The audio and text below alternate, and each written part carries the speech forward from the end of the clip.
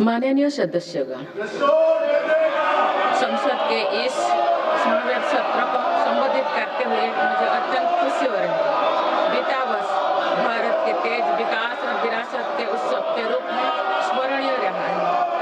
ये कालखंड अपने साथ अनेक प्रेरणाएं लेकर आया है। इस समय वंदे मातरम के 150 वर्ष होने पर पूरे देश में समारोह आयोजित हो रहा है।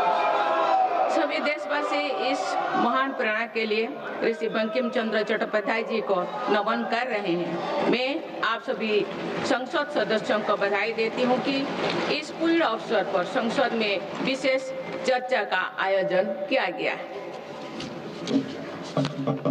माननीय सदस्यगण, इसी दौरान देशवासियों ने श्री गुरु तेग बहादुर जी का 350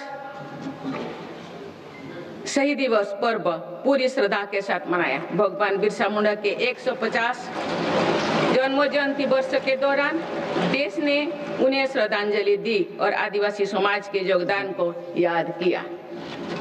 सरदार पटेल की 150वीं जन्म जयंती से जुड़े आयोजन ने एक भारत श्रेष्ठ भारत के भाव को मजबूत दी। सभी देशवासी इस बात के भी साक्षी बने कि कैसे भारत रत्न भूपेन हजारिका की जन्म शताब्दी के समारोह सूर और देश का एकता के भाव से भर दिया गया है। जब देशवासी अतीत के ऐसे महान पड़ावों और अपने पूर्वजों के महान योगदान को याद करते हैं तो नई पीढ़ी के प्रेरणा मिलती है। ये प्रेरणा विकसित भारत के और हमारी यात्रा के ओर गति देती है। माननीय सदस्यगण, वर्ष 2026 के साथ ही हमारे देश इस सदी के दूसरी पड़ाव पर पहुंच गया है। भारत के लिए सदी के पहले 25 वर्षों का समापन अनेक सफलताओं, गौरवशाली उपलब्धियों और असाधारण अनुभवों के साथ हुआ है। बीते 10-11 वर्षों में भारत ने हर क्षेत्र में अपनी नींव मजबूत की है।